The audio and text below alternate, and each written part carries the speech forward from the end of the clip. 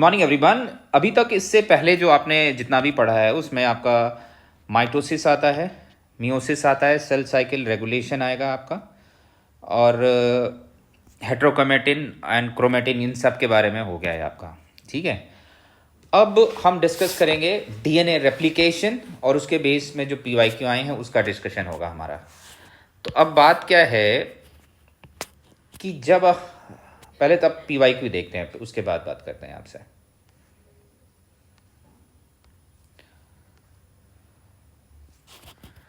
अब इसके जो पीवाईक्यू आए हैं उसमें देखेंगे, पहला क्वेश्चन है arrange the enzymatic participation sequencing DNA replication, describe their specific role. मतलब इंजाइम के बारे में आपसे पूछा है। ठीक, उसके बाद किया DNA describe the sequence specific DNA binding protein. ये क्वेश्चन बेसिकली डीएनए मोटिव का है, ये डीएनए रेप्लिकेशन नहीं है। ये क्वेश्चन आपका डीएनए मोटिव से रिलेटेड है। जब हम आपको ना लास्ट में डीएनए मोटिव बताएंगे, इसके बाद जैसे डीएनए रेप्लिकेशन ख़त्म होगा तो मोटिव के बारे में हम आपको बताएंगे, जो आपके सिलेबस में है वहाँ पे हम इसको बताएंगे DNA specific. What is DNA replication, describe the process of DNA replication in prokaryote. एक चीज़ ध्यान देखिएगा, मोस्ट ऑफ जो क्वेश्चन अभी तक आ रहे थे वो हैं प्रोकैरियोट्स पे, मगर ये 2021 में आप ध्यान से देखेंगे, describe the requirement of protein for the initiation of transcription in eukaryote. मतलब अभी जो 12 सालों में था ना, उसमें ज़्यादातर जो क्वेश्चंस थे डीएनए रेप्लिकेशन के वो प्रोकैरियोट्स में थे, मगर अब इन्होंने क्वेश्चन यूकैरियोट्स में डीएनए रेप्लिकेशन का पूछ दिया है। मतलब ये क्वेश्चन अब रिपीट भी हो सकता है। अभी तो इन्होंने इनिशिएशन पूछा है, हो सकता है आगे चल के ना ये पूरा डिटेल्ड प्रोकैरियोटिक रेप्लिकेशन पूछ देंगे, डिटेल में डिटेल प्रो यूकैरियोटिक रेप्लिकेशन ये पूछ देंगे। तो आपको इसके लिए तैयार रहना होगा। तो रेप्लिकेशन प्रोकैरियोट और यूकैरियोट में जो है उसमें बहुत ज़्यादा डिफरेंस है। मतलब कॉम्प्लेक्स लेवल क्या क्या चीज़ें इसमें इन्वॉल्व हो रही हैं, उसमें डिफरेंस बहुत ज़्यादा है। तो इसके लिए आपको ये भी हम डील करेंगे अभी। ठीक है, और जो आईएफएस में भी सेम ही टाइम के क्वेश्चन है, mechanism of DNA replication, steps of synthesizing lagging strand, mechanism of DNA initiation and prokaryotes, describe the semi conservative DNA, ये सारा कुछ देखेंगे। तो अगर आप ध्यान से देखें जो क्वेश्चन है आपका, बेसिकली आपसे पूछ किस पे रहा है, डीएनए रेप्लिकेशन पे जो क्वेश्चन है वो पहले तो दो है पार्ट, प्रोकैरियोट्स और यूकैरियोट्स। ये यूकैरियोट फर्स्ट टाइम आपका 2021 में आया है, जिसमें इनिशिएशन के बारे में पूछा है, सिर्फ पूरा डिटेल नहीं पूछा, क्योंकि प्रोकैरियोट का जो रेप्लिकेशन है ना, उसमें जो सबसे कॉम्प्लेक्स चीज़ है वो है इनिशिएशन कॉम्प्लेक्स ही, उसने ऑलरेडी ये पूछ दिया है ना, इनिशिएशन कॉम्प्लेक्स। और वही प्रोकैरियोट में इन्होंने सब कुछ पूछा है, एंजाइम्स पूछा है स्टेप वाइज, कंप्लीट प्रोसेस पूछा हुआ है, और ये 10 नंबर में भी, 15 नंबर में भी, 20 नंबर, ये तीनों में आ चुका है। ठीक है, तो अब सवाल ये उठता है कि हम इसको किस तरह से प्रिपेयर करें कि हम तीनों फॉर्मेट में सीक्वेंस में लिख सकें। ये हम अभी आगे जब डील करेंगे तो ये हम बताएंगे कि प्रिपेयर आपको किस तरह से करना है और आंसर कॉपी में कैसे लिखना है। अब यूकैरियोटिक जो रेप्लिकेशन है, अभी आपने जब सेल साइकिल पढ़ा था, सेल साइकिल रेगुलेशन पढ़ा था या माइटोसिस पढ़ा था, तो आपने ये ध्यान दिया होगा कि जीवन से एस फेज में ट्रांजिशन जब हो रहा था तो आपसे बार बार बोला था चेक पॉइंट्स होते हैं। क्या होता है? चेक पॉइंट होता है।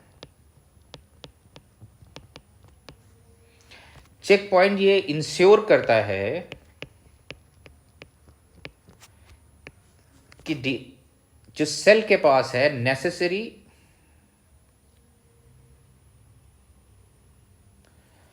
इंश्योर करता है कि नेसेसरी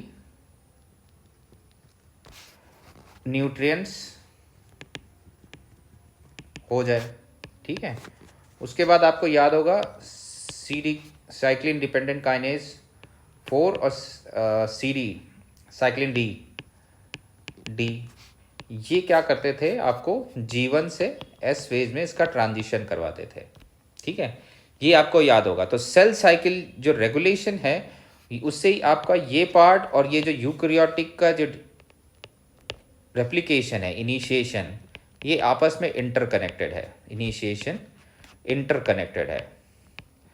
अभी हम इसको डिटेल में लेंगे, मगर आपको हम कनेक्ट करने की बात कर रहे हैं। तो इसीलिए हम जो पढ़ा रहे हैं आपको 1 by 1 स्टेप, उन चीज़ों को हम पढ़ाते जा रहे हैं जो आपस में इंटरकनेक्टेड वे में है।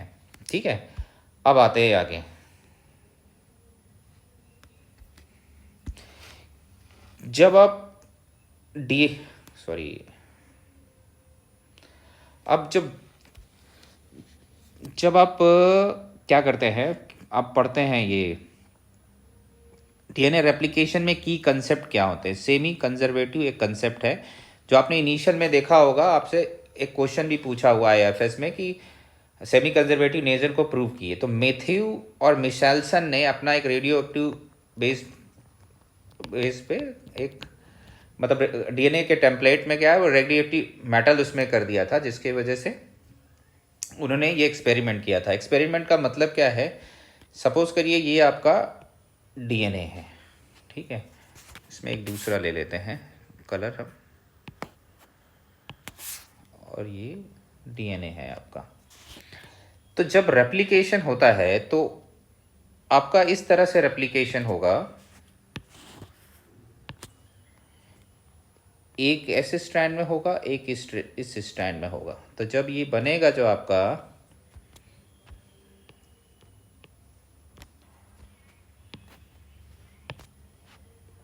एक स्ट्रैंड ये बना और फिर ये बना, उसी तरह से जब इसका रेप्लिकेशन होगा तो क्या बनेगा,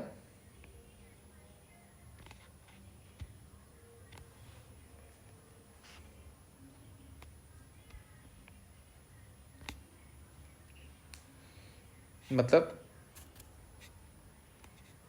फिर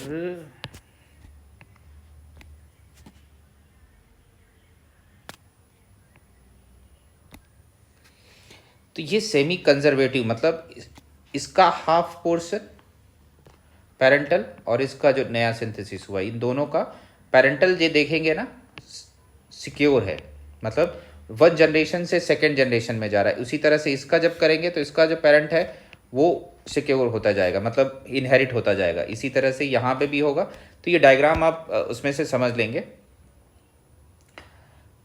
अब बाकी डिटेल में समझना है तो ये मतलब कहने का मतलब है कि जो पेरेंटल है, जो पेरेंटल एंड है, वो रेप्लिकेशन के बाद वो कंटिन्यू होता जाएगा, जिसी को हम बोलते हैं semi conservative nature. Semi conservative क्यों? क्योंकि पेरेंटल स्ट्रैंड जो है वो replication half of the part क्या होगा, वो पेरेंटल होगा। ठीक है, हाफ पेरेंटल होगा। इसी को सेमी कंजर्वेटिव बोलते हैं। मतलब डीएनए रेप्लिकेशन जब होगा, तो जब रेप्लिकेशन होगा तो हाफ ये इस पे जाएगा, ये दूसरा वाला अलग सेल में जाएगा। ठीक है, इसमें दोनों में जो सेल बन रही हैं, जब ये जाके दूसरी सेल में जाएगा ना, ये एक सेल हुआ, ये दूसरी सेल में जाएगा, इन दोनों सेल में जाएगा, मतलब हाफ जो पार्ट है वो डीएनए का वो कंजर्व है। इसी को सेमी कंजर्वेटिव नेचर बोलेंगे। डीएनए का रेप्लिकेशन बाई डायरेक्शनल होता है। बाई डायरेक्शनल का मतलब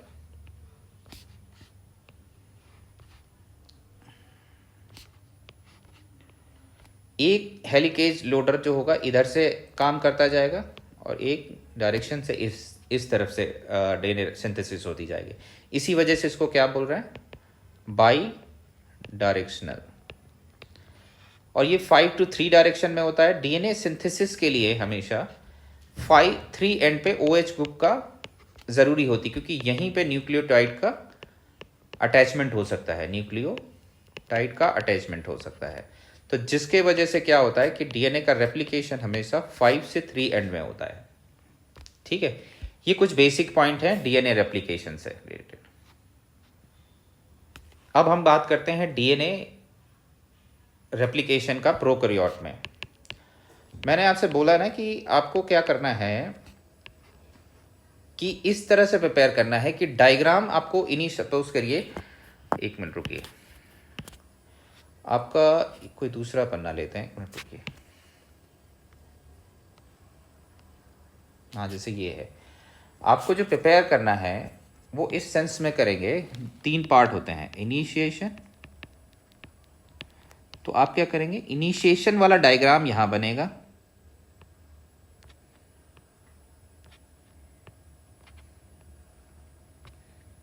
ठीक है। यहां पे जो भी पॉइंट्स लिखने हैं यहां पे लिखेंगे। मतलब आपको डायग्राम इतना छोटा प्रिपेयर करना है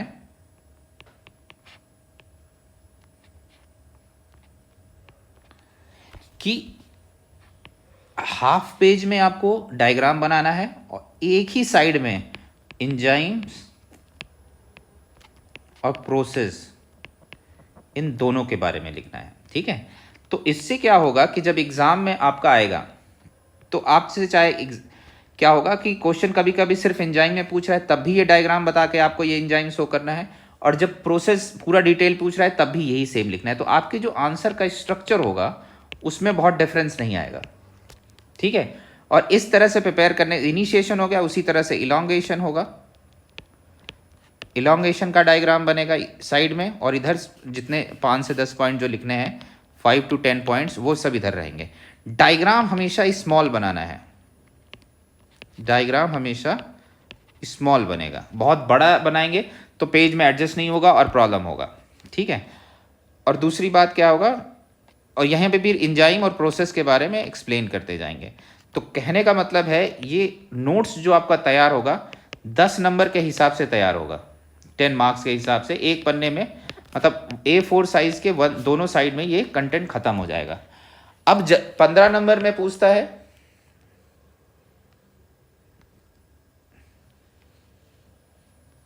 कहाँ गया है ये,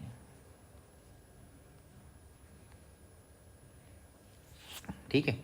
अगर ये 15 नंबर में पूछ रहा है, अगर ये 15 नंबर में पूछ रहा है तब तो कोई इशू, मतलब तब आप क्या करेंगे, प्रोसेस को एक्सप्लेन करेंगे, मतलब ये जो पॉइंट्स है ना, ठीक है, इनको ज़्यादा एक्सप्लेनेशन स्टार्ट करेंगे। 10 नंबर में पूछ रहा है तो बस पॉइंटर्स में ख़त्म कर देना है, बहुत लार्ज एक्सप्लेनेशन नहीं करना है। 15 और जब 20 में पड़ेगा तो ये जो प्रोसेस है इसको एक्सप्लेन कर देंगे, मगर इधर का जो स्ट्रक्चर होगा वो हमेशा सेम होगा, ठीक है। तो ये स्ट्रक्चर आपको बना के रखना है। और अब आगे चलते हैं, की कंसेप्ट हो गए आपके। अब आते हैं डीएनए रेप्लिकेशन के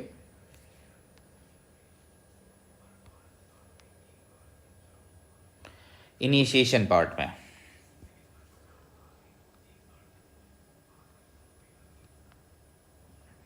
एक मिनट, ये अब इनिशिएशन में क्या होता है डीएनए रेप्लिकेशन में, इस डायग्राम को ध्यान से देखिए।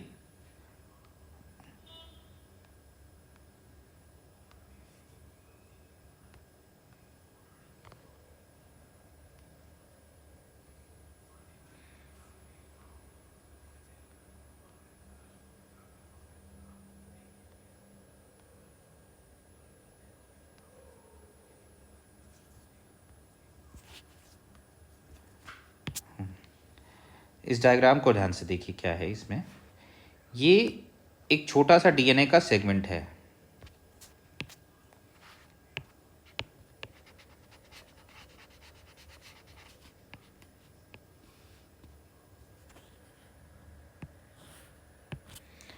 इसमें क्या होता है कि कुछ सेगमेंट्स होते हैं 13 मर्स का और ये 9 मर्स का। एक प्रोटीन होता है डीएनए ए, वो जाके अटैच होगा 9 मर से, इस जगह पे जाके अटैच होगा, मतलब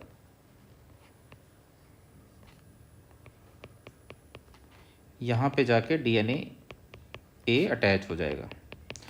इसके अटैच होने से क्या होगा, बेंड करेगा। ये डीएनए को आप देख रहे हो, ये बेंड किया इसने, बेंडिंग करेगा, और यहाँ पे जैसे ही बेंड करता है उसके बाद जो एक प्रोटीन होता है डीएनए सी, वो क्या करता है, डीएनए बी को लोड करने का काम करता है। ठीक है, तो ये डीएनए सी जो क्या करता है, डीएनए बी को लोडिंग करने का काम करता है। तो यहाँ पे क्या होगा, ये लोडिंग की वजह से ये लोडिंग होगा। ये डीएनए ए है, ये कौन सा प्रोटीन है, डीएनए ए है। डीएनए सी का क्या करता है, लोडिंग का काम करता है।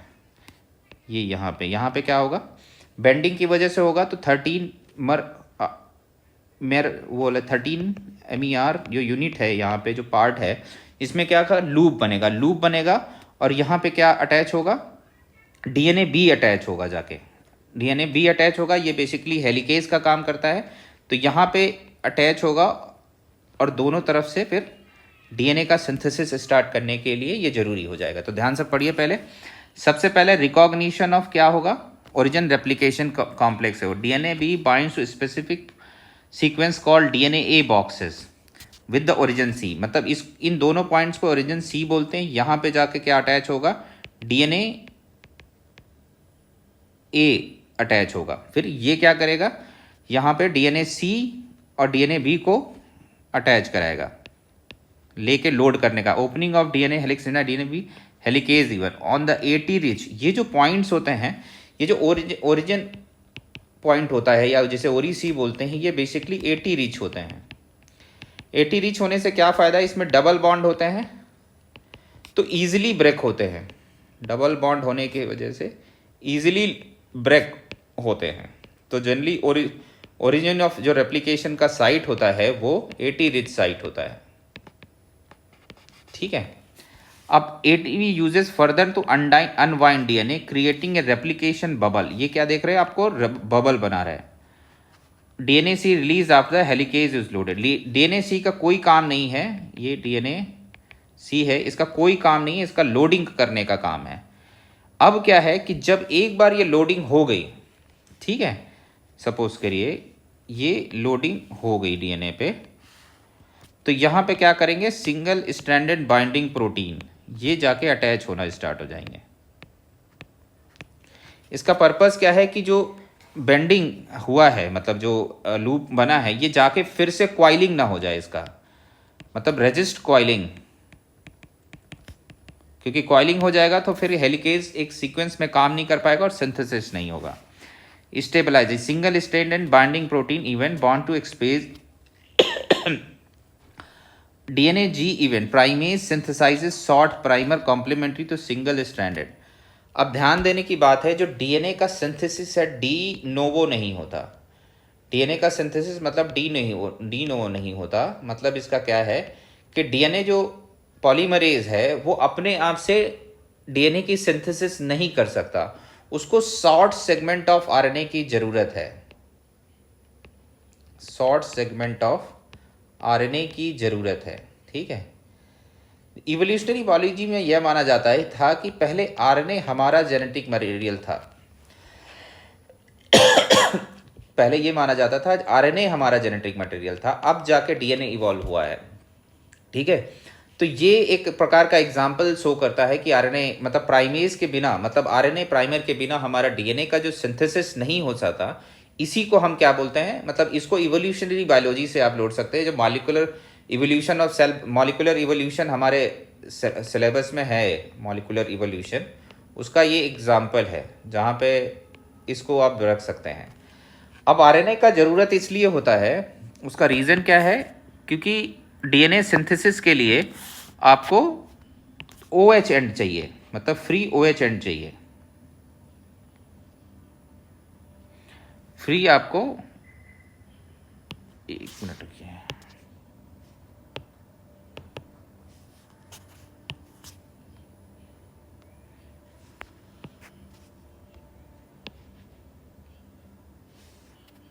क्या हो जा रहा है,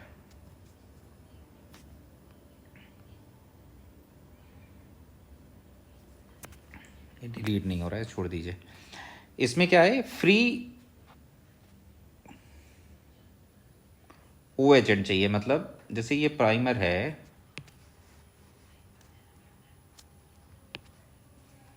ये डीएनए है, ठीक है, यहाँ पे एक फ्री एंड चाहिए जहाँ पे 5 × 3 एंड चाहिए, जहाँ पे ये 3 एंड जो होगा यहाँ पे OH होता है। ये free and he nucleotide phosphate nucleotide का फॉस्फेट ग्रुप अटैच होता है, जाके तब सीक्वेंस स्टार्ट होता है। क्योंकि बाकी जगह पे ऐसा फ्री OH ग्रुप मिलता नहीं है, जिसके वजह से सिंथेसिस नहीं हो पाती। तो RNA प्राइमर का काम क्या है? फ्री OH ग्रुप प्रोवाइड करना। और ये फ्री OH ही क्या करेगा आपको बेसिकली DNA रेप्लिकेशन के लिए आपका मतलब जो DNA पॉलीमरेज है वो यहाँ पे न्यूक्लियोटाइड को जोड़ सकेगा। तो ये हमारा RNA प्राइमर का क्या काम है? फ्री OH को प्रोवाइड करना का काम है, और उसके बाद वहाँ से आपका DNA का सिंथेसिस स्टार्ट होता है। ठीक है, मतलब कहने का मतलब है DNA जो पॉलीमरेज होता है वो बिना प्राइमर के, RNA प्राइमर के बिना सिंथेसिस स्टार्ट नहीं कर सकता। ठीक है, तो ये चीज़ ध्यान रखेंगे इनिशिएशन में क्या क्या हो रहा है। अब ये डायग्राम आपको बनाना है, और साइड में ये सारे जो पॉइंट्स हैं, ये मिटल नहीं रहा है, प्रॉब्लम हो रहा है कैसे डिलीट।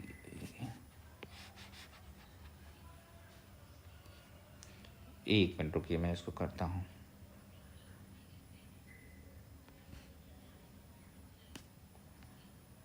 एक मिनट रुकिए।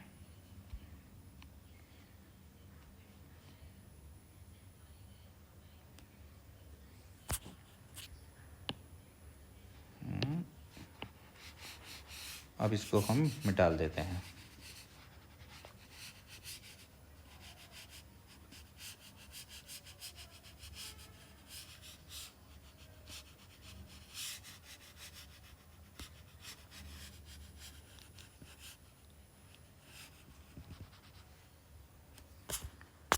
ठीक है,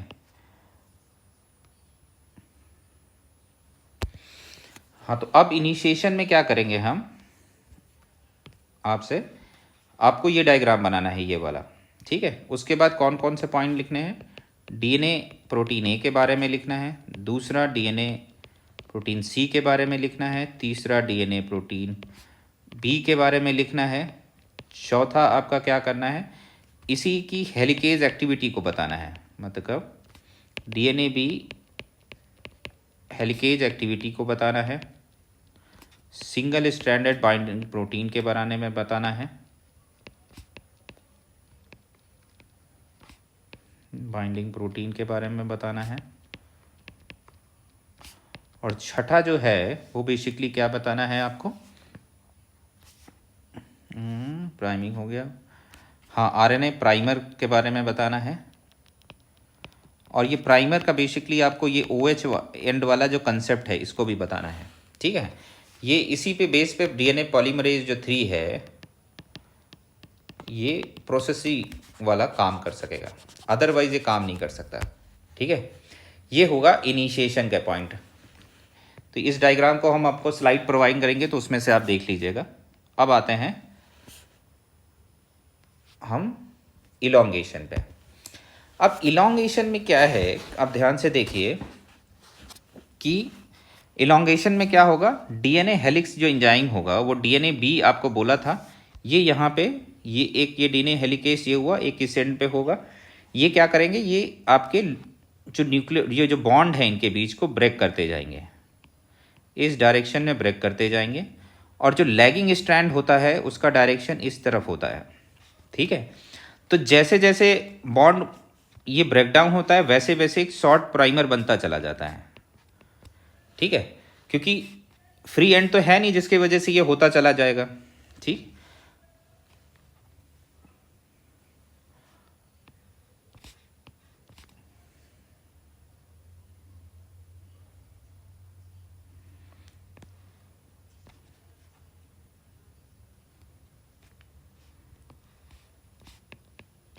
छोटे RNA प्राइमर बन गए,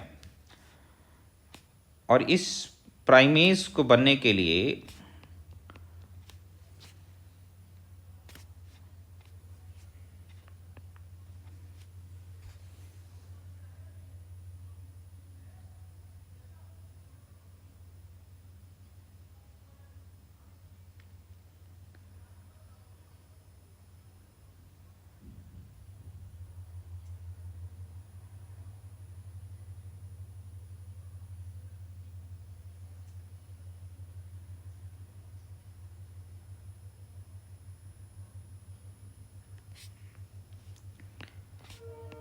इन शॉर्ट फ्रेगमेंट को क्या बोलते हैं हम?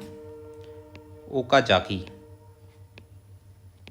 ये जो छोटे छोटे फ्रेगमेंट जो बनते हैं, इनको, ये जो सिंथेसिस होगा, मतलब प्राइमर बना फिर डीएनए का सिंथेसिस हुआ, प्राइमर बना डीएनए का सिंथेसिस हुआ, डीएनए का सिंथेसिस, इस शॉर्ट फ्रेगमेंट को हम क्या बोल रहे हैं? यहाँ पे जो डायग्राम में है, ओकाजाकी, ओकाजाकी फ्रेगमेंट्स बोल रहे हैं।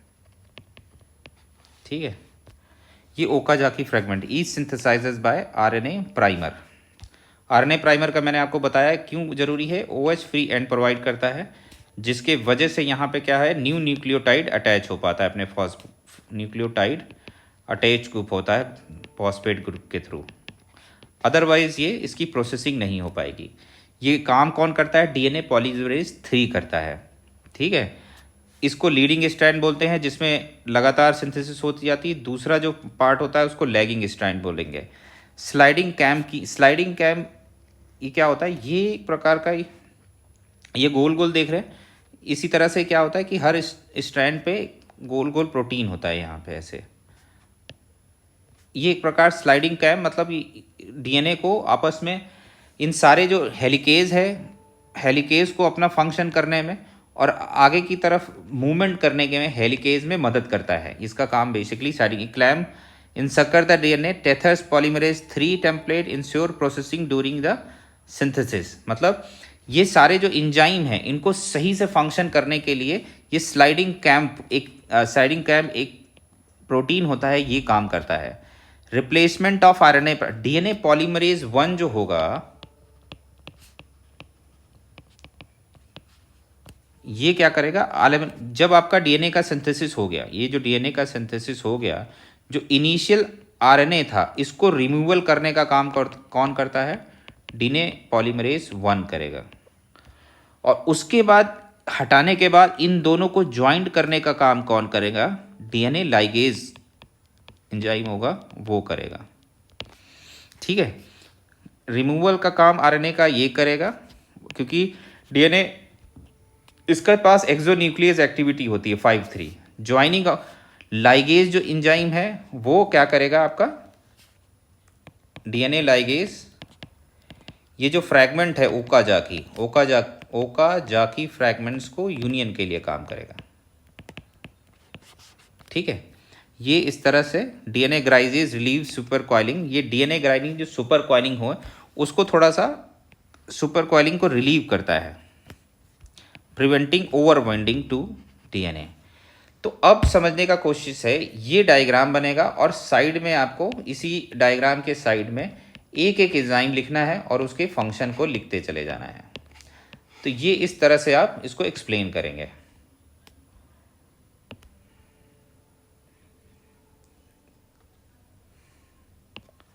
बात समझ में आया आपको? सिंपल सा ऐसे डायग्राम बनाना है और यहाँ पे प्राइमर ये चीज़ दिखा देना है। ये 5 to 3 डायरेक्शन में होगा। इसमें कौन सा रोल दिखाना है? डीएनए पॉलीमरेज 3 का रोल दिखाना है, डीएनए पॉलीमरेज 1 का रोल दिखाना है, डीएनए लाइगेज का रोल दिखाना है, डीएनए गायरेज का रोल दिखाना है। इन 4 जो इंजाइम है, इनका रोल दिखाना है। ये डायग्राम बनाना है, इसको आप हटा सकते हैं, ये वाले डायग्राम को रियल एग्जाम में बनाने की, इतना सा डायग्राम आपको बनाना है और इसमें इन इंजाइमों का फंक्शन दिखाना है। ठीक है, ये इतना सिंपल सा ये कहानी है। अब ध्यान से देखना कि जो आपका जो क्या कहते हैं, आपका क्या है, जो प्रोकैरियोटिक डीएनए होता है वो बेसिकली सर्कुलर होता है। एक मिनट ध्यान से देखिए, इसको देखें, इसमें और अच्छा बनाते हैं ये। अब यहाँ पे सपोज करिए बबल बना है ना, तो डीएनए रेप्लिकेशन एक इस एंड से स्टार्ट हुआ और एक इस एंड से स्टार्ट हुआ। अल्टीमेटली कहाँ पे जाके ये जो एंड हैं दोनों कहीं ना कहीं मिलेंगे। इस जंक्शन को बोलते हैं टर साइट। तो ये देखिए ध्यान से, टर साइट, यहाँ पे टस प्रोटीन्स होते हैं, ट्रस प्रोटीन्स होंगे और रेपिटेटिव डीएनए सीक्वेंस होगा। ये क्या होता है, ये सीक्वेंस किसी भी कोई भी ऐसी आपको इंफॉर्मेशन नहीं प्रोवाइड करते जिसके बेसिस में सिंथेसिस हो सके।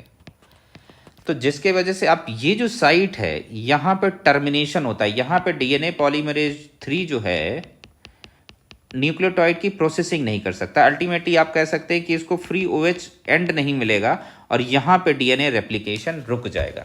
ठीक है, इसको ही हम बोलते हैं टर साइट, और यहाँ पे जाके रेप्लिकेशन आपका रुक जाएगा। तो अब ध्यान से देखिए इसमें है क्या, Tus protein Tus bind to the Ter sequence act as a replication fork by halting the progression of the helicase. मतलब डीएनए हेलिकेज की एक्टिविटी को ये रोक देगा। यहाँ पे आगे आगे ब्रेक डाउन करने को कुछ है ही नहीं, कहाँ से करेगा वो। रिजोल्यूशन डीएनए गायरेज क्या है, super coiling arises due to unwinding of DNA. बाकी ये टोपो आइसोमरेज जो बहुत ज़्यादा सुपर कॉइलिंग होती है, जो मतलब खूब जो ऐसे ऐसे ऐसे डीएनए होता है उसको ईज करके ये सीधा डीएनए करने का काम होता है टोपो आइसोमरेज का। और उसके बाद sealing of the nick DNA. अब क्या होता है कि इन जो सिंथेसिस हो रही थी, ये यहाँ पे जो डीएनए का सिंथेसिस हो रहा था उसमें क्या होगा, कहीं पे ब्रेक डाउन होगा, उसी के बाद नीली ब्रेक मतलब एक प्रकार का निक होगा, तो उसी के बाद ये बाहर आएगा डीएनए। इस निक का भी यहाँ पे सीलिंग होगा। ये कहने का पार्टीशन को कोमोन तो fully replicated DNA circular partition, और ये ही डीएनए बाद में सेल्स में अलग चला जाएगा।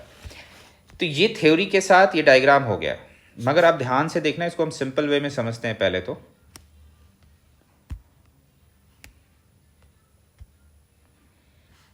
एक यहाँ पे स्लाइड ऐड करते हैं।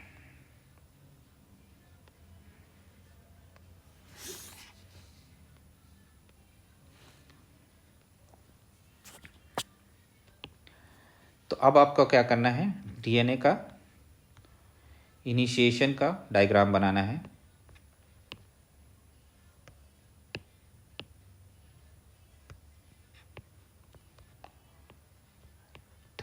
मीटर का 39 मर्स का 9 और 13, यहाँ पे कौन अटैच होगा, डीएनए ए प्रोटीन ये अटैच होगा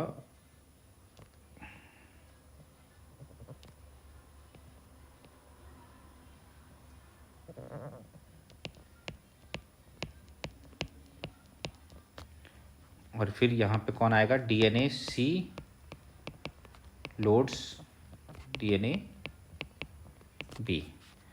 तो यहाँ पे कौन सा एंजाइम प्रोटीन आ जाएगा, डीएनए बी। ये क्या काम करता है, हेलिकेज का काम करता है, डीएनए बी। डीएनए सी का काम क्या है, इसको लोड करने का काम है। ये जो फॉर्क बन रहा है, ये फॉर्क का बनना यहाँ बना, फिर उसके आगे क्या होगा, डीएनए प्राइमेज बनेगा, डीएनए प्राइमर बनेगा। और डीएनए प्राइमर को कैसे दिखा देंगे कि फॉर्क बन गया,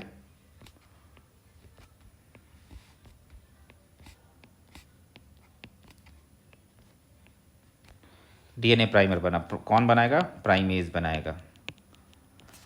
इंपॉर्टेंस लिख देना, प्राइमर का क्या है, ओएच को फ्री एंड प्रोवाइड करता है, क्योंकि जो डीएनए पॉलीमरेज 3 होता है वो अप डी नोवो बोलते हैं इसको, सिस्टम को डी नोवो, मतलब अपने से वो डीएनए रेप्लिकेशन स्टार्ट नहीं कर सकता, उसको फ्री ओएच ग्रुप की ज़रूरत है, जो कि कहीं से मिलता है, प्राइमर से मिलता है। फिर जो दूसरा काम है, ये इलॉन्गेशन हम चल रहे हैं, वो हमारा इनिशिएशन हो गया था। और उसके बाद क्या करेंगे, डीएनए पॉलीमरेज 3 का फंक्शन लिखेंगे, डीएनए पॉलीमरेज 1 का फंक्शन लिखेंगे, डीएनए लाइगेज का फंक्शन लिखेंगे, और डीएनए गायरेज का फंक्शन लिखेंगे, है ना। ये सारी चीज़ें आपको लिखनी है इस डायग्राम के साथ। और लास्ट में क्या आएगा, टर्मिनेशन, जो मैंने आपको डायग्राम बताई है वो टस प्रोटीन एंड टर साइट्स के बारे में बता रहा है। यहाँ पे जाके टर्मिनेशन होगा। तो आपको डायग्राम और जो उसका फंक्शन है प्रोटीन का साइड बाय साइड लिखना है। एक इस साइड में डायग्राम बनेगा और इस साइड में थ्योरी लिखी जाएगी।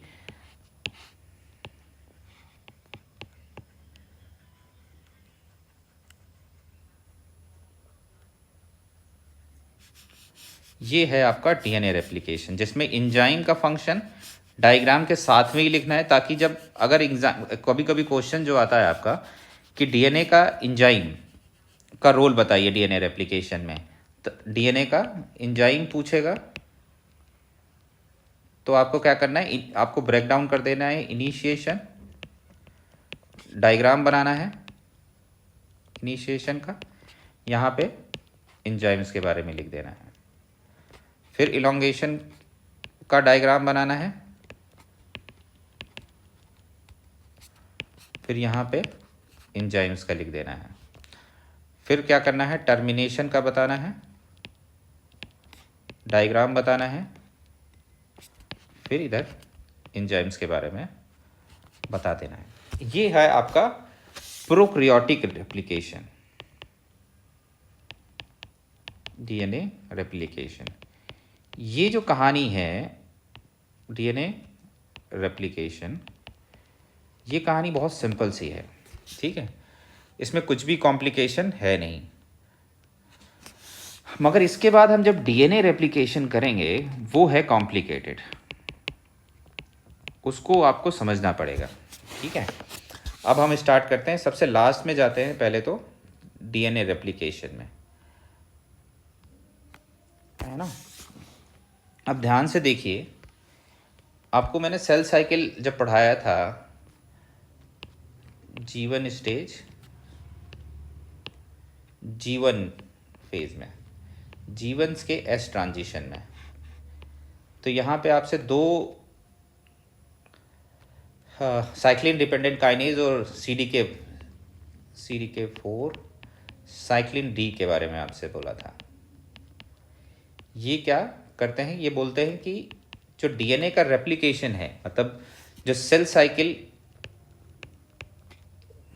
डिवीजन का जो डिसीजन है वो इसी चेक पॉइंट पे होता है, जीवन से एस फेज के चेक पॉइंट पे होता है। तो मतलब क्या है कि आपको जो डीएनए रेप्लिकेशन यूकैरियोट में पढ़ना है वो आपके सेल साइकिल से इंटर रिलेटेड है, सेल साइकिल इवेंट से रिलेटेड है, ठीक है।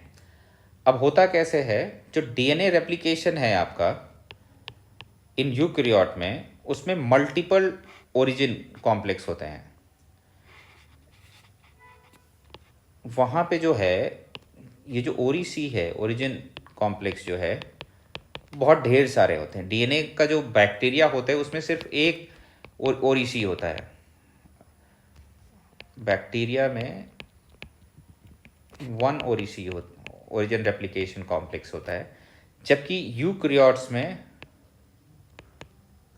बहुत ढेर सारे होते हैं, मल्टीपल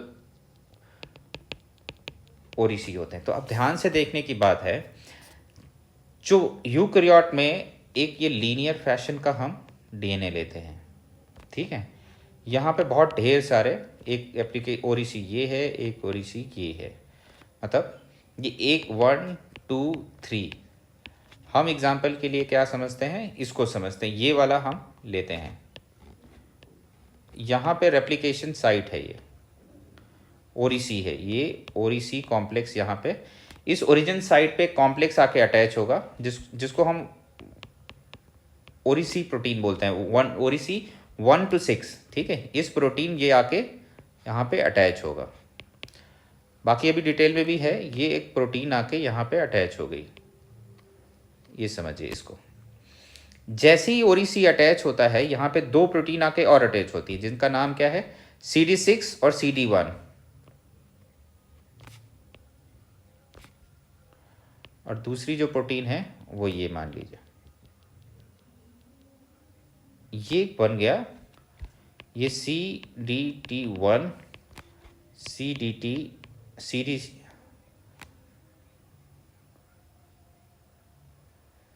CD6 होगा, ठीक है, और CDT1, CDC6 है ये,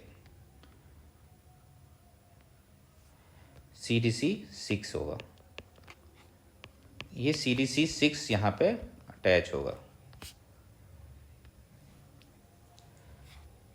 ये CDC6 और ये CDT1, ये जैसे ही अटैच होते हैं एक कॉम्प्लेक्स होता है जिसको MCM कॉम्प्लेक्स बोलते हैं, ये जाके यहाँ पे अटैच होगा, इस DNA पे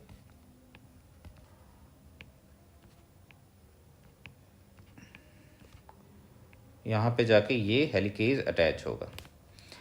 इस हेलिकेज इस स्टेप तक, अभी दूसरा एक अच्छा सा डायग्राम हम आपको दिखाएंगे, ये मेरा बस आपको समझाने के लिए बता रहा हूँ कि स्टेप वाइज कैसे प्रोटीन अटैच होता है। ये जैसे ही MCM अटैच होता है यहाँ से CDT1 यहाँ से रिमूव हो जाता है, ठीक है। ये बंद का इसको बोलते हैं, ये G1 फेज में होता है, G1 फेज में होगा, इसको क्या बोलते हैं, प्री रेप्लिकेशन कॉम्प्लेक्स बोलेंगे। ये हमेशा एक्टिव कंडीशन में होता है, मतलब सॉरी इनएक्टिव फेज में G1 स्टेज में होता है, ये हमेशा पड़ा रहता है। मगर जब आपको सिग्नल सिस्टम आता है कि कब सेल डिवाइड होनी है, उस कंडीशन में क्या होगा, आपको क्या होगा, साइक्लिन डिपेंडेंट काइनेज CDK4 और साइक्लिन की सिंथेसिस जब होती है, ये जब बन जाता है G1 फेज में, तो ये क्या करता है, P53 और बाकी जो इमिटर होते हैं सेल साइकिल को, उनको इनएक्टिवेट करता है। अल्टीमेटली ये जो आपका प्री रेप्लिकेशन कॉम्प्लेक्स है, इसका एक्टिवेशन होता है। तो अभी जो आपसे क्वेश्चन पूछा था UPSC ने, इनिशिएशन का बताना है, तो इनिशिएशन 2 स्टेप में है। एक स्टेप क्या है, प्री रेप्लिकेशन कॉम्प्लेक्स बनेगा। प्री रेप्लिकेशन कॉम्प्लेक्स क्या है, ये OREC का आना, फिर CDC6 का, फिर CDT1 का, और उसके बाद क्या है, MCM कॉम्प्लेक्स का इस पे आना। इस कॉम्प्लेक्स को बोलते हैं pre replication complex, pre replication complex. ये हमेशा G1 स्टेज में होगा, G1 स्टेज में। जैसे ही सिग्नल जाएगा, अब क्या होगा, CDK4 और साइक्लिन D इस प्री रेप्लिकेशन कॉम्प्लेक्स को एक्टिवेशन का काम करेगा। क्या करेगा, इसका एक्टिवेशन होगा, ठीक है। अब हम आगे जाते हैं।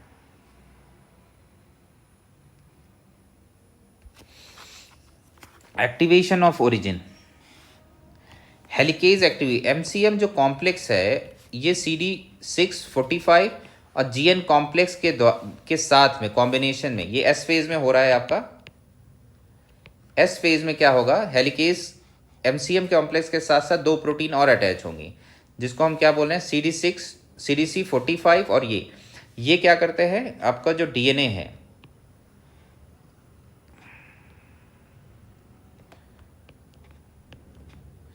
यहां से ही हेलिकेज एक्टिविटी करते जाते हैं। ये एक MCM जो कॉम्प्लेक्स है, ये हेलिकेज एक्टिविटी शो करता है, सॉरी ये हेलिकेज की तरह काम करता है। जो आपने वहाँ पे DNA B का रोल देखा था, यहाँ पे कौन कर रहा है, MCM कॉम्प्लेक्स करता है। ये वैरायटी ऑफ MCM जो रिंग है, ये बेसिकली मल्टीपल टाइप की होती है, जो अपना अपना अलग अलग फंक्शन करती है, ठीक है। DNA helping breaking the hydrogen bond between complementary base pair, ये हेलिकेज का एक्टिविटी है। ये फॉर्क आगे इस तरह से बढ़ता जाता है। फिर स्टेबलाइजेशन ऑफ सिंगल स्ट्रैंडेड, और इसके साथ साथ ये प्रोटीन वहाँ पे अटैच होती है। ये जो आप देख रहे हैं, ये यहाँ पे ऐसे करके सिंगल स्ट्रैंडेड प्रोटीन्स यहाँ पे आएंगी, जो आपने प्रोकैरियोटिक में भी देखा था, सेम चीज़ यहाँ पे भी है। और इसके साथ साथ RPA प्रोटीन, ये साथ में ही दोनों फंक्शन करते हैं, ठीक है। ये RPA प्रोटीन मान लीजिए। फॉर्मेशन ऑफ रेप्लिकेशन फॉर्म, ये रेप्लिकेशन फॉर्क बन गया। अब प्राइमर का सिंथेसिस यूकैरियोट में कौन करेगा, DNA पॉलीमरेज अल्फा करता है। वहाँ पे कौन करता था प्राइमर का सिंकिंग? प्राइमेज करता था। यहाँ कौन कर रहा है? डीएनए पॉलीमरेज अल्फा करेगा। अब उसके बाद जो लीडिंग स्ट्रैंड पे सिंथेसिस है, एप्सिलॉन करता है डीएनए पर, एप्सिलॉन करता है, और ये डीएनए पॉलीमरेज डेल्टा करता है। इन एंजाइम को ध्यान देखिए। स्पेशली यूकैरियोट में जब डीएनए रेप्लिकेशन पूछेगा तो आपसे ज़्यादातर इनिशिएशन के बारे में ही पूछेगा, क्योंकि इलॉन्गेशन जो है वो काफ़ी टफ है, मतलब आपके यूकैरियोट में। उसको हम डिटेल में बताना नहीं चाहते क्योंकि ये ज़्यादा आएगा नहीं, टाइम वेस्ट करने का इसमें बहुत ज़्यादा ज़रूरत नहीं है। अभी हम आगे आपको इसमें डायग्राम कौन कौन से बनाने हैं वो हम आपको दे देंगे। स्लाइडिंग क्लैम्प और कैंप लोडर, ये प्रकार के क्या होते हैं कि जब आपका इधर आइए, इसमें यहाँ पे क्या होगा, इस तरह से क्लैम्प लोडर टाइप का होगा, तो इस स्टेबलाइजेशन का काम करते हैं। ये स्टेबलाइज करेंगे लूप को, ताकि यहाँ पे ये जो जितने एंजाइम है अल्फा डेल्टा एप्सिलॉन, ये सही से फंक्शन कर सके और हेलिकेज भी अपनी एक्टिविटी कर सके। तो ये कैंप लोडर हैं। Replication factor load PCNA into DNA. Primer removal, ये आपका फिर से आपका आ जाएगा क्या, टर्मिनेशन का। Primer must be removed and replaced with DNA to complete synthesis. RNA-H, FEN, remove RNA primer and from lagging strand. DNA जो ये डेल्टा है, fill the resulting gap with DNA molecules and nucleotide. Ligation of DNA 1 joins DNA fragment. ये same सब कुछ है, मगर यहाँ सबसे बड़ा जो डिफरेंस है प्रोकैरियोट में और यूकैरियोट्स में, वो कहाँ पे है? इनिशियल लेवल पे, इनिशिएशन लेवल पे सबसे ज़्यादा है। और यही चीज़ यूपीएससी ने आपसे पूछा हुआ है ना। तो जब आप इनिशिएशन की बात करेंगे, कन्वर्जेंस हुआ, टोपोआइसमोसिस हुआ, रिजॉल्विंग सुपरक्लाइन, सेम चीज़ें हैं, कुछ अंतर नहीं है। Adding repetitive sequence, proof reading error, ये सारी चीज़ें टेलोमेर में भी होगी। ये रेप्लिकेशन फॉक जो मैंने वहाँ पे बोला था, कन्वर्जेंस होगा, जिसके वजह से रिपीटेटिव सीक्वेंस होगा। जो आपको प्रोकैरियोट में बनाया था, सेम वहाँ पे कोई आपके पास इंफॉर्मेशन नहीं होगी कोई, तो जिसके बाद फ्री OH एंड नहीं मिलेगा, जहाँ से टर्मिनेशन स्टार्ट हो जाएगा। ठीक है, ये है आपका यूकैरियोटिक रेप्लिकेशन। अभी आगे डायग्राम हम फिर से बात करेंगे, अभी खत्म नहीं हुआ यूकैरियोटिक रेप्लिकेशन, ध्यान से समझिएगा। तो यूकैरियोट और प्रोकैरियोट जो है उसमें सबसे बड़ा डिफरेंस क्या है? इनिशिएशन का है, इनिशिएशन का। तो इनिशिएशन को समझने के लिए सबसे ज़रूरी क्या हुआ था? आपको वो चेक पॉइंट समझने की ज़रूरत थी, है ना। तो आप चेक पॉइंट समझेंगे तभी आप समझा पाएंगे कि प्री रेप्लिकेशन कॉम्प्लेक्स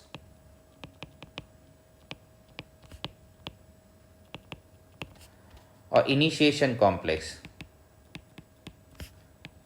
में क्या डिफरेंस है।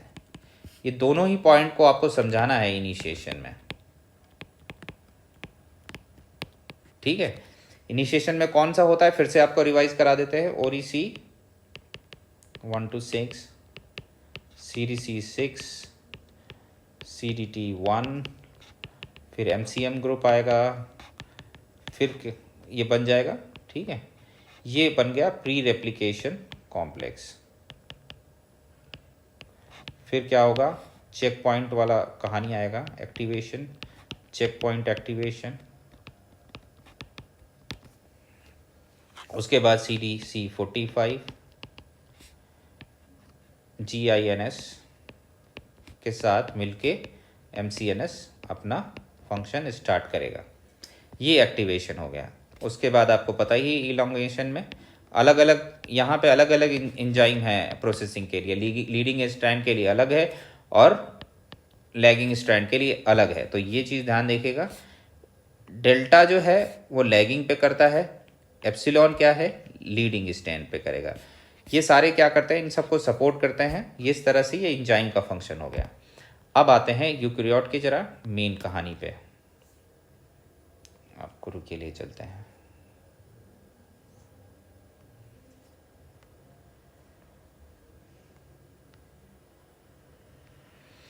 अब है यूकैरियोटिक रेप्लिकेशन। इसमें बेसिकली आपको तैयार क्या करना है? इनिशिएशन बहुत अच्छे से तैयार करना है। जब आप प्रोकैरियोटिक यूकैरियोटिक रेप्लिकेशन तैयार करेंगे तो सबसे ज़्यादा अच्छे से क्या करेंगे, आपको इनिशिएशन तैयार करना है। तो इसमें आपने देखा, सबसे पहले आपने देखा था ओरिजिन ऑफ रेप्लिकेशन कॉम्प्लेक्स के बारे में बात हो रहा था, ये आपको मैंने उसमें बताया। फिर CD6 आएगा, CD1 आएगा, मेंटेनेंस MCM कॉम्प्लेक्स की बात हो रही थी। ये क्या, हेक्सामेरिक कॉम्प्लेक्स होता है जो हेलिकेज एक्टिविटी के लिए काम करता है। ये है आपका bind to origin site. Origin site पे क्या करेगा, ये बाइंड हो जाएगा ओरिसी। उसके बाद CD6 आएगा, फिर MCM कॉम्प्लेक्स आएगा, ये मैंने आपको समझाया है। पर्पस प्री एप्लिक मार्क द रेप्लिकेशन और ensure they are ready for activation. ये प्री रेप्लिकेशन ये बन के हमेशा तैयार होता है। प्री रेप्लिकेशन कॉम्प्लेक्स ये हमेशा रेडी होगा, मगर इनएक्टिव स्टेज में होता है जब तक ये इसको साइक्लिंग डिपेंडेंट काइनेज के द्वारा एक्टिवेशन नहीं होता है इसका। तो लो एक्टिविटी होती है, लो CDK activity allow us licensing, high CD activity in space री लाइसेंसिंग। जेमिनिन एक प्रकार का प्रोटीन होता है जो क्या करता है कि, अब एग्जाम्पल के लिए समझिए, सेल का एक ही बार तो डिवीजन है, कि कोई सेल एक ही बार तो डिवाइड करती है ना। तो ये जो ओरिसी है, इसका एक ही बार सिंथेसिस हो, समझे, मतलब इसका DNA रेप्लिकेशन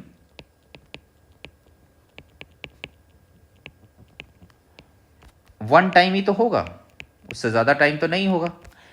ठीक है, ये वन टाइम हो, इसके लिए कौन जिम्मेदार है, री रेप्लिकेशन ना हो। जेमिनिन क्या करता है, री रेप्लिकेशन ऑफ DNA, री रेप्लिकेशन ऑफ DNA को होने से रोकता है। ठीक है, इनहिबिट करता है इस चीज़ को। ये क्या करता है, inhibit CDT1 during S1 G2 M phase, तो प्रीवेंट री लाइसेंसिंग ऑफ DNA। मतलब यही है कि इसको दोबारा DNA का रेप्लिकेशन होने नहीं देता है। एक बार S फेज में हो गया, उसके बाद ये अलाउ नहीं करता है। तो ये काम कौन करता है, जेमिनिन करेगा। ठीक है, ये है आपका pre initiation comp. Activation of replication origin वो कैसे होगा, ये मैंने आपको बता दिया है पहले ही। ठीक है, प्री रेप्लिकेशन कॉम्प्लेक्स बनेगा, वो CDK4 और ये CDK जब एक्टिवेट होगा तब जाके यहाँ से एक्टिवेशन होगा आपका। ये चेक पॉइंट एक्टिवेशन हुआ, याद आया आपको चेक पॉइंट के बारे में। इसीलिए मैं कह रहा हूँ जो लेक्चर्स है उसको सीक्वेंस में देखिएगा, भागने की कोशिश मत करिएगा। इनिशिएशन का डायग्राम आप बुक से देख लीजिएगा, मतलब मास्टरिंग जूलॉजी बुक में दिया होगा आपको। मैंने आपको बता ही दिया है कि मास्टरिंग जूलॉजी वॉल्यूम 3 में ये डायग्राम दिया है इसका। ठीक है, अब आते हैं इलोंगेशन का जो डायग्राम है। एम्फियंस हेलिकेज एक्टिविटी के बारे में आपको बताया था, सिंगल DNA स्ट्रेन के बारे में बताया है। प्रोटीन सिंथेसिस कौन करेगा, DNA पॉलीमरेज अल्फा करेगा। और ये ओकाजाकी फ्रैगमेंट स्लाइडिंग क्लैम्प के बारे में ये सारा डायग्राम में दिया हुआ है, इसको ध्यान से देखिए। ये क्या है, लीडिंग स्ट्रैंड है, ये है लैगिंग स्ट्रैंड। इन दोनों में एप्सिलॉन ही करेगा, यहाँ पे डेल्टा कर रहा है। ये CD4 GINS MCM ग्रुप मिलके क्या कर रहे हैं, एक हेलिकेज एक्टिविटी का काम कर रहे हैं, इनको ध्यान से देखिए। और यहाँ पे प्रोसेसिंग ऐसे होता जा रहा है। इस डायग्राम को क्या बोलेंगे, इलांगेशन के लिए ये डायग्राम है। इसको आपको यूकैरियोट के DNA रेप्लिकेशन में पूछेगा। जनरली आपसे इलांगेशन का पूछना तो नहीं चाहिए क्योंकि बहुत डेप्थ में जाता है, क्योंकि यहाँ तो मैं आपको सिंपली फ़ोन बता रहा हूँ, मगर ये बहुत ही ऐसे बेंडिंग करके, मतलब क्या होता है 3D स्ट्रक्चर होता है ना, तो काफ़ी लूप होल्स में ऐसे बेंडिंग करते हुए इसका होता है। तो इसका रेप्लिकेशन काफ़ी कॉम्प्लेक्स है, मगर आपको उतना जानने की ज़रूरत नहीं है। आपको बस ये डायग्राम करना है और उसके साइड में ये जितनी जो इंजाइम्स हैं, स्पेशली अलग अलग टाइप के जो DNA पॉलीमरेज हैं, उसको अगर आप लिख लेते हैं ना, इतना मोर देन एनफ है। ये डायग्राम बनाने के बाद ये 3 जो पॉलीमरेज है ना, अल्फा बीटा अल्फा डेल्टा और एप्सिलॉन, इनके बारे में लिख देना है। और ये सिंगल स्ट्रैंडिंग बाइंडिंग प्रोटीन के और प्राइमर सिंथेसिस, ये सारा चीज़ें आपको करना है। बाकी इससे ज़्यादा डिटेल में आपको जाने की ज़रूरत नहीं है। यहाँ पे टर्मिनेशन के बारे में ऑलरेडी हमने आपको बता ही दिया है।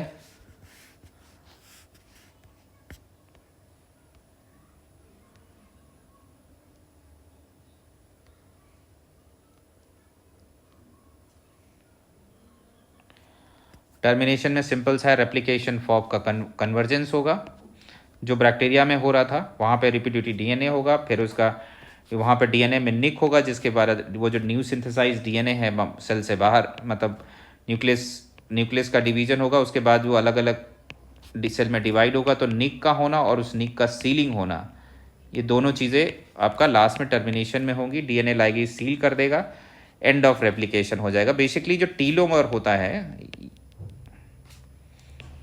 ये मेन इसका काम क्या है, डीएनए के सिंथेसिस को एंड करने का काम है, क्योंकि यहाँ पे जो रिपीटेटिव सीक्वेंस होता है,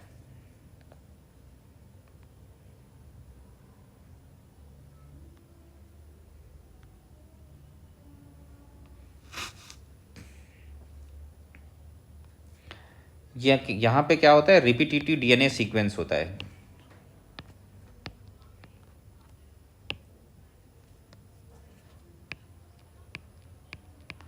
रिपीटेटिव डीएनए सीक्वेंस होता है। ये रिपीटेटिव डीएनए सीक्वेंस कोई कोडिंग सेंस नहीं प्रोवाइड करता, कोई कोडिंग इन्फॉर्मेशन प्रोवाइड नहीं करता, और OH फ्री एंड नहीं मिलता, जिसकी वजह से डीएनए का रेप्लिकेशन एंड हो जाता है। तो ये है कहानी आपका डीएनए रेप्लिकेशन का। तो प्रोकैरियोटिक और यूकैरियोटिक दोनों रेप्लिकेशन आपका ये हो गया है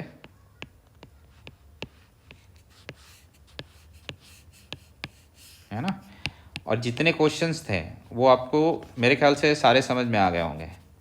तो मेन इंपॉर्टेंट क्या है जो आप डील करते हैं डीएनए रेप्लिकेशन में, ज़्यादातर इंपॉर्टेंट क्वेश्चन तो क्या है आपके प्रोकैरियोट से ही रिलेटेड है, प्रोकैरियोट से। मगर इन्होंने क्या है यूकैरियोट पे क्वेश्चन पूछ दिया है, तो इस बार तो इन्होंने CSE में पूछा है, मगर नेक्स्ट टाइम यही सेम चीज़ क्या है IFOS में रिपीट हो जाएगा। तो यूकैरियोट का डीएनए रेप्लिकेशन आपके सिलेबस में है, इसमें भी आपको पढ़ना है। तो सिंपल सा डायग्राम आपको बनाना है, मतलब इनिशिएशन का, इलॉन्गेशन का, टर्मिनेशन का, और उसके साइड में ये चीज़ लिख देनी है। और ये जो यूकैरियोट का है, ये मतलब जब आप पढ़िएगा तो ध्यान से ना सेल साइकिल रेगुलेशन को, सेल साइकिल रेगुलेशन जो है उसको भी ध्यान से आपको पढ़ना है, क्योंकि इससे रिलेटेड है। ठीक है, तो ये आपका ख़त्म हुआ डीएनए रेप्लिकेशन। जो अलग अलग इंजाइम है, ये इंजाइम बेसिकली कौन से हैं जो आपके डीएनए रेप्लिकेशन के, यूकैरियोटिक डीएनए रेप्लिकेशन में यूज़ हो रहे हैं। ठीक है, उसी तरह से यहाँ पे आप जब जाओगे तो अलग अलग इंजाइम के स्लाइड में दिया हुआ है कि ये इनिशिएशन में ये इंजाइम यूज़ कर रहे हैं, ये आपको यहाँ पे दिया हुआ है। उसके बाद आप देखोगे कि डीएनए इलॉन्गेशन में कौन कौन से इंजाइम यूज हो रहे हैं, ये भी स्लाइड में दिया हुआ है, और टर्मिनेशन में यूज़ हुआ है। ये आपको मैं स्लाइड में इंफॉर्मेशन दे दी गई है, मगर जब एग्ज़ाम में पूछेगा तो आपको इस तरह से नहीं लिख के आना है उस समय, तब उसमें आपको डायग्राम बनाना है। मतलब इंजाइम पूछेगा तो इनिशिएशन वाला, इनिशिएशन का डायग्राम बनाना है, फिर इंजाइम लिखना है, फिर इलॉन्गेशन का बनाना है, फिर इंजाइम लिखना है, टर्मिनेशन का बनाना है, फिर इसमें इंजाइम लिखना है।